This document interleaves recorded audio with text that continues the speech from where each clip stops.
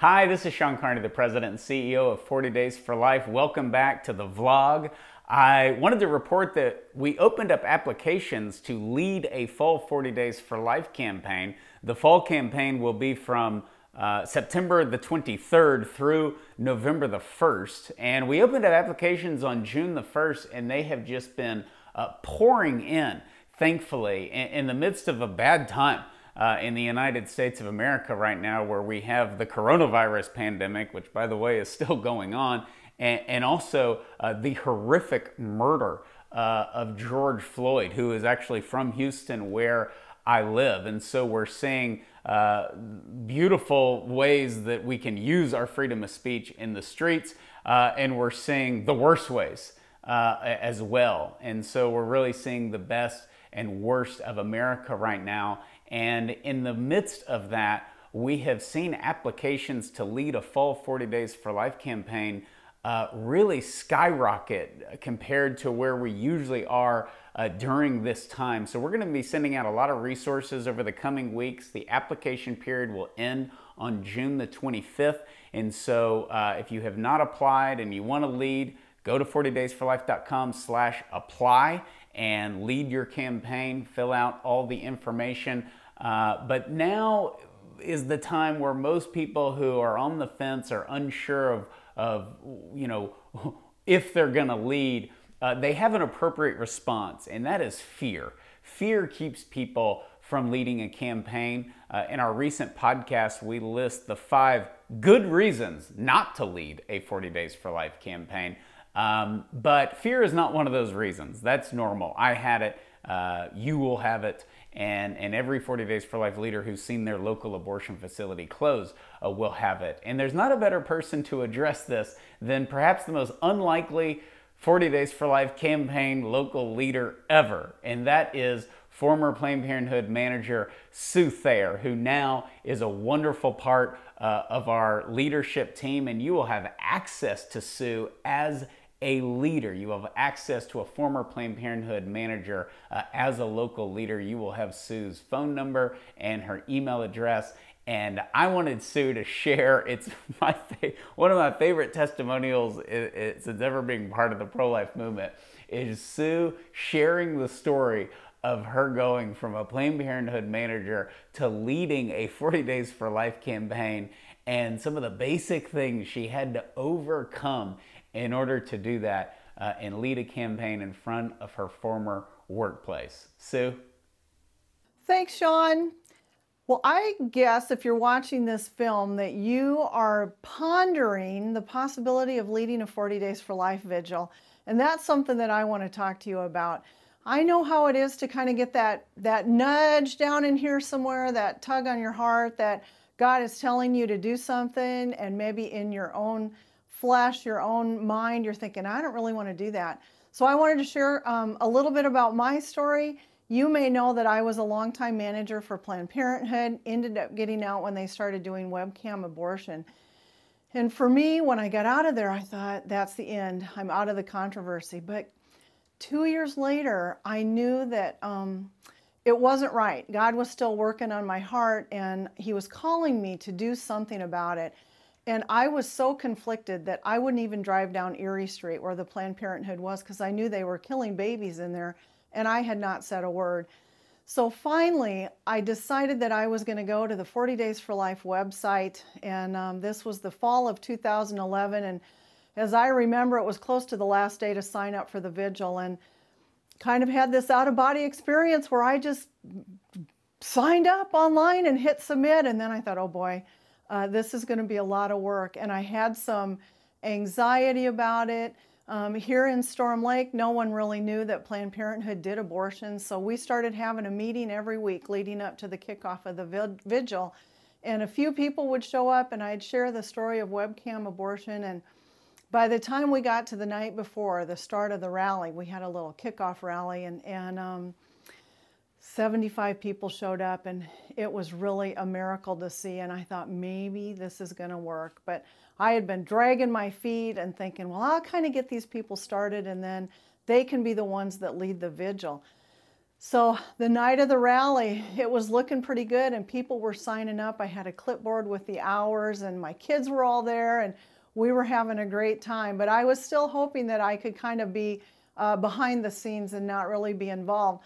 Well, that first morning I was signed up for a couple hours to pray, and I'm almost embarrassed to say it now, but I pulled into the usual parking spot where I'd parked for all those years that I was the manager there. And it was September morning early, and it was chilly here in Northwest Iowa. And I was like, Lord, I think I'm just going to pray for my car. And I kind of had that check again in my spirit. And I said, well, God, you hear our prayers no matter where we are, right? Whether I'm in the kitchen or the bathroom or in my car, I don't really need to be on the sidewalk. I've got my daughter with me, and she was just about one at the time. And so I thought, we'll just pray inside the van. It'll be a lot better. And he literally said, get out. People need to see you. So my fear really, my apprehension about it was meeting my former coworkers. And of course, they did show up, and they were angry. I could see an angry mouth moving before my former coworker even got out of her car. She was yelling upon seeing me out there.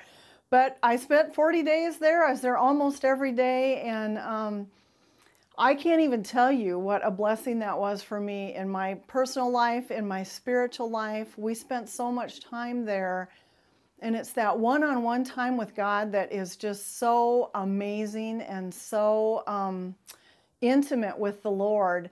And it was not only a blessing for me personally, but here in Storm Lake, we saw so many churches come together, churches that had never really done anything together before.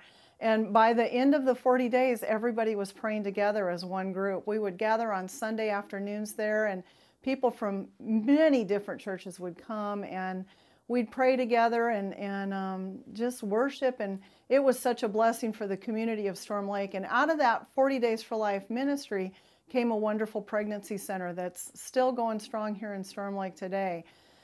So my guess, as I said, is that you're pondering whether or not you should lead a 40 Days for Life vigil in your community. And my answer to that is a resounding yes. I promise that it will be the very best thing that you could ever do. Your faith is going to grow by leaps and bounds. If God has called you to do this, if you're feeling that tug, I guarantee He will equip you to do it. And I am living proof of that. Probably you have not worked at Planned Parenthood, so you're not going to have to face your former coworkers like I did. But there may be those moments where you're a little bit apprehensive about it. You're scared about being on the sidewalk. Our world is not feeling quite as safe as it did even a few years ago, a few months ago even. So it may be a little bit unnerving, but God goes with you, and the truth is on our side. And I'm with 40 Days for Life now as the Director of Outreach, and I'm happy to share my contact information. You can call me anytime. I love to give encouragement and support, so I'm here to do that. And one of the things that I learned from my time, well, just my whole walk with the Lord, is that when you're feeling, I hate to say fear because it's not really fear, but you're feeling that apprehension about should I really do this or not, the courage does come from God in tiny little doses at just the right moment. And He will send people to help you. He will answer your prayers in ways that you can't even imagine. And I know my whole life has been one string of miracle after a miracle. And to think that I get to work for 40 Days for Life is really incredible. But I wanted to be sure that you saw my shirt. My teammates at 40 Days for Life gifted this to me. And I was a Planned Parenthood manager, and now I work for 40 Days for Life. So I am proof that God can heal and He can redeem. And there's probably people watching this that have been hurt by abortion. And 40 Days for Life is one way to take another step in your healing walk if it's affected you personally. So I just want to encourage you to step up and do it. And it's going to be the best thing that you ever did, I promise. Thanks, and we hope to see you out there. God bless. Thanks, Sean. Back to you. Thank you, Sue. And it goes without saying that that is the only t-shirt of its kind on earth, and Sue is the only person that can get away with wearing that.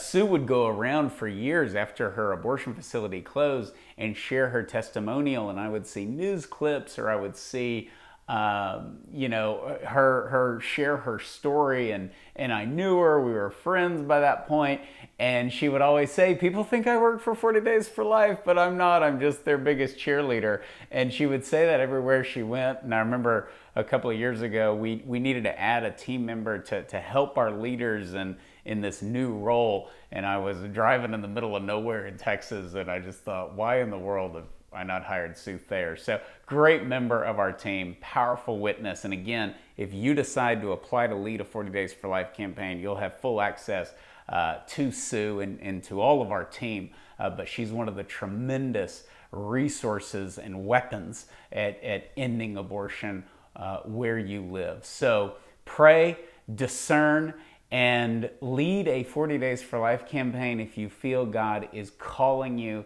to do so. That's the best reason that we cannot allow fear to get in the way of, and we cannot allow any other reason to get in the way of. If you feel God is leading you to do this, whether you feel good about that or you don't feel good about that, be sure to apply. We will take you A to Z to help you save as many babies as possible and end abortion where you live. God bless you.